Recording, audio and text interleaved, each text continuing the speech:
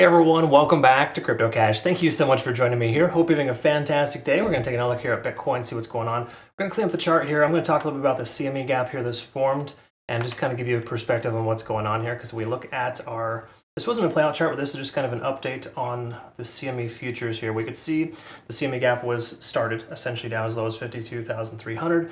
The top of it was roughly that 55K range at the time of upload, right? Right now we're exactly at the 55K range, but as you can see here, the price action came up to fulfill its fair value gap here, bounced off, basically rejected off that 56K range, and now it's pulling back to potentially fill the CME gap. Now to clarify, I got this pulled up here. This is basically the updated version of it.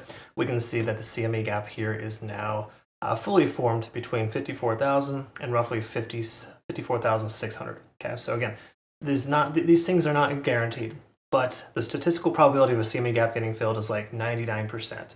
It doesn't happen right away though. You got to recognize that. We might just see the price take off without covering it, and then later sometime it sweeps down. But either way you look at it, the fair value gap has been filled. The price did reject off that range of 56K like we expected. And we just kind of got to wait and see what happens next, okay? Again, I know it's tough. It's frustrating to hear this guy telling you to be patient and to wait, right? It's such a crazy concept. But at this point here, we got to recognize that Bitcoin is currently in this this fake out type of situation here, where it keeps faking us out multiple times over. And with us barely breaking over a trend line, I'm not convinced we're back on track, okay? My speculation here, just kind of loosely thinking out loud, I talked to my community about this, is possibly considering a long around 54,000, because that held pretty well as a support over the weekend. Again, weekends are not guaranteed, but generally speaking, with that being said, I mean, there's a lot of reasons why we could see a pivot or a bounce here soon. So what I'll do is I'll post our playout chart here soon, obviously, as a result of uploading this, and get you kind of up to date, more current fib levels. I'll do some micro fibs for us. I'm not going to worry about that on the charts right now, because I want to make sure we kind of look at liquidation and a few other important factors. But the key takeaway here, I think, is that we got to be patient, kind of see how today's trading day performs, because even though money flow index is high, and I got a lot of people saying, oh wow, we got high MFI, we're good to go, right?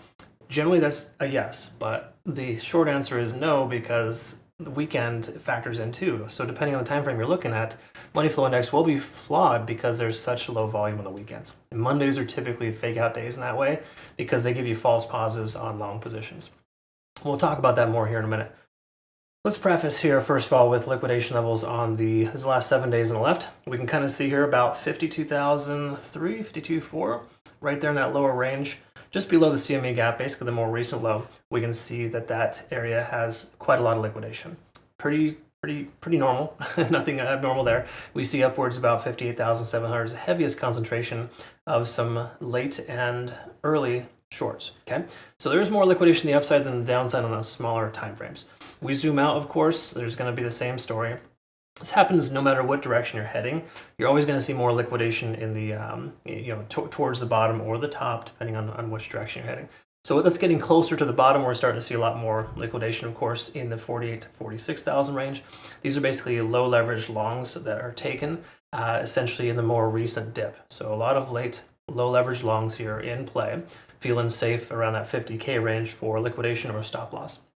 Having said that, price action, we can see what's maybe about 10 to 20 billion in liquidation, about 52K, but it's kind of sparse between 52K and 50,000. So there's not a ton left. That tells me that, the whales are maybe done playing the price to the downside, because all the opposition has been swept, right? Most people are not, more high leverage longs are totally destroyed. They're out of the woods there, and essentially in a situation where the whales can move the price however they want. And that's exactly what they got, right? So they got a good amount of liquidation, and now at this point, with no opposition, they're probably going to push or drive the price higher. We want to pay attention to some moving averages here on the larger time frames. Let's go ahead and take a look at the daily first, see what's going on. In fact, why don't we start with the weekly rather, considering we did close on the weekly. We'll pull up our older charts here and kind of see where our SMAs are at. Again, this is a Bitstamp chart. It's one of the oldest charts you can find. That is helpful when you're looking at moving averages, because it gives you more data, right? And when we take a look here, we're still maintaining above the 50-day SMA. That's a good sign.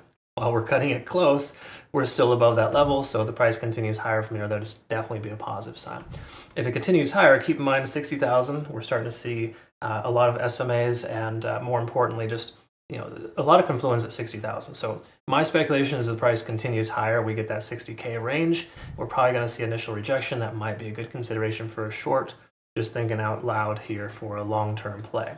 Again, I never want to call a short this early on, of course, so please take that with a grain of salt, but the general consensus is that that is an area of resistance for the moment, and I would expect us to see some problems when we get there for the first time. Having said all that, we're still below 50 on the RSI. We've broken mostly bearish on the weekly, which again, establishing lower lows here. We closed lower this week than previous weeks, so we essentially have a new low in play. So we're basically maintaining this lower low, lower high pattern. Okay? Now that's not a bad thing when you think about it, because oftentimes that works out to be a flag. Once again, because we derive from the bottom here, from the downside, and inevitably that breaks to the upside. So I think it's just a matter of when we break back up to that 70K range or higher, not a matter of if. But for right now, based on the data here, we can see there's not a lot of confirming factors letting us know that we're going to be back on track here. Okay, so let's take a look here at the, let's look at the daily and kind of see where we're at and double check a couple of things here. So we look here, we can see our TSI, our trend strength is very low. We've known that for a while. Until MACD starts to converge, we have no real consideration for along with confidence. Again, right now, it's a lot of false positives. We're seeing consistent lower low, lower high patterns. Even in the last two breakouts where Bitcoin has broken its descending trend line, which is usually a first thing that you want to look for in order to take a trade in the right direction, we've seen an instant fake out roughly 24 hours later. Okay, a lot of it comes with the Asian market as a result of securing profits from traditional markets throughout the day. So right now, with us being in the green, what's to stop Asia later today from sweeping all that profit from the weekend? Okay, so again, there's that concept, right? Having said that, though, we're under all moving averages here. We can see again a lot of resistance in the 60K range. Again, that's just a very rough estimate for the moment. We're not even close to that level, but just know we start trending closer to 60K. We want to be mindful to secure profits prior to, just based on that being a significantly large round number and a lot of other factors. Taking a look here, of course, we can see stochastic is swinging up for the second time. That's generally a very favorable sign.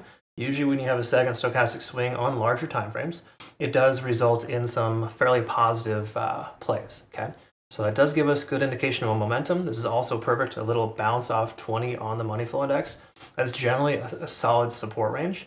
Only thing I would love to have seen is the RSI down as low as 30, because that would show us that it's undervalued and people would want to be more apt to buying it. But right now there's a lot of fear in the market, and most people don't realize that you want to buy the fear, not the greed. So again, there's that, but either way you look at it, this could be the start of a very, very large double bottom.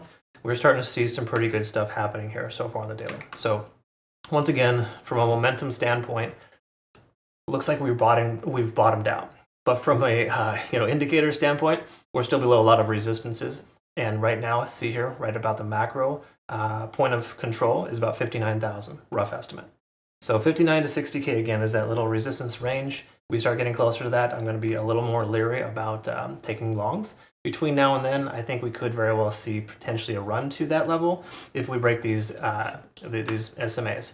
Now, what's important to recognize is the SMAs in the 4-hour time frame. This is really what helps me understand where I'm planning to take a trade, or more importantly, like confirming factors.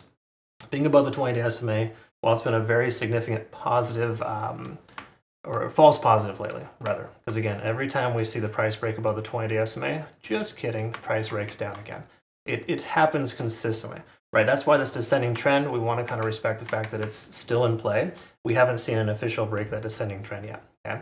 Especially we continue down as low as 54,000, while that might be a good consideration for a long based on that being a local support and that fair value gap getting filled, there's a decent chance that we may see the price continue lower. So if we see this 20-day SMA, that's generally a good sign. But the last few times we've seen the price break above it, it's been absolute, false, wrong, not correct, absolutely problematic. So just please understand that while that's usually always a pretty consistent indicator, I would probably wait until we get over the 50-day SMA, because that's been the one that has never been broken yet. And being above that, I think, would give us that full-on confirmation. Okay, so again, I think that's what we're looking for, want to strive for. We also want to be over 50 on the RSI here. That's not happening yet. Stochastic's pulling back, money flow index is dropping.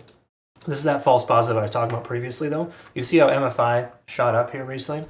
Obviously, that's due to a little bit of an increase here in the local pass. But if you count these candles, the 14th most previous candle, which is essentially how that indicator is created, is essentially omits these large volume candles. So once that large volume drops off, the money flow index shoots up. That's why this can be a false positive. Not a lot of people know it, but I think there's Market Cipher, if I know it correctly. It uses money flow index as well, and that can be a false positive provided. So just make sure you understand that and remember that the last 14 candles is based on a 14 candle lag, just like traditional RSI is, and it will effectively give you some false positives. So either way, I'm not super sold that this high MFI is really a good sign. Again, we're still under 50 on the RSI. While we do have a good trend strength and the MACD is converging, I'm not super convinced yet. That's just me personally. Again, lately it's taking more to convince me that this situation is good or bad, because again, we've gotten so many once more false positives. So at this point, we see a tremendous amount of volume to the upside and a tremendous amount of volume down to the downside here. There's a pretty significant hourly candles there. So when we kind of look at that and we kind of compare that with Ichimoku Cloud, for example, while we're still above, we have all confirming factors here. The window of opportunity is starting to close. So as the lagging span gets closer to the price action, we're in a situation where we should see the price pull back. So hypothetically, if the price goes like this here up to about 56.7, that's when I'm going to want to consider shorting, because again, that's the more local point of control. If you zoom out a little bit, you can kind of see that range. And if the price does end up doing that, right, we're going to have some confirming factors letting us know that, hey, we can take a long, all right? But I would consider securing profits in that 56.7 to 57K range, just because that's a macro point of control. When I say that, I mean more so that 0.5 fib level is a point of control, because that's normally an area in which the price will retrace to and spend some time before it breaks out. So to me personally, we're a little ways away from anything. I would say if we can soundly close above 57K, that would be a good long to the 60 or 59 to 60K range. If we come up here, we start having some trouble, it may be a good consideration to short down to 54. However, that's pending we don't see 54,000 first, because once again, we have a CME gap here. That is absolutely an important thing to recognize, okay? So a lot of this depends on how the price action responds. Between now and 60K, I would say it would be logical to consider shorting the closer we get to 60K. At this point, the closer we get to 54,000, the more likely it is to continue higher, right, as we continue to trend in this range, and we're more likely to break to the upside. But I just think it would be advantageous to absolutely consider the CME gap in your trading and help understand that that could very well be a starting point, a good little pivot point rather, or a target depending on how high the price goes. I'm sure I'm speaking in riddles right now. If you don't know any of this, I apologize, but it makes sense to me. I'll try to clarify this a little more correctly and accurately in my playout chart here with on our Twitter, Telegram, and Discord. I will have, of course, a detailed trade analysis within our Discord here. Keep in mind on my trade alerts, I provide you with trade recommendations here. These are trades that I provide to you. By the way, SUI was a killer trade. Absolutely happy about that one. Congrats to everyone. Just a quick little heads up. We secured 21% on Cardano. There we go, 65.5% on SUI in a day and a half. That was a 5x leverage trade, folks. Imagine if you 10 to 20x that. I don't recommend it. Just know that there's definitely some significant profit still in this market. We just got to find those outliers. All right, folks, thanks again for your time. Look forward to seeing the next one. Oh, very last thing too as well. Don't forget to hit the like button. I really appreciate that. Thanks again, folks. We'll see you in the next one. Take care.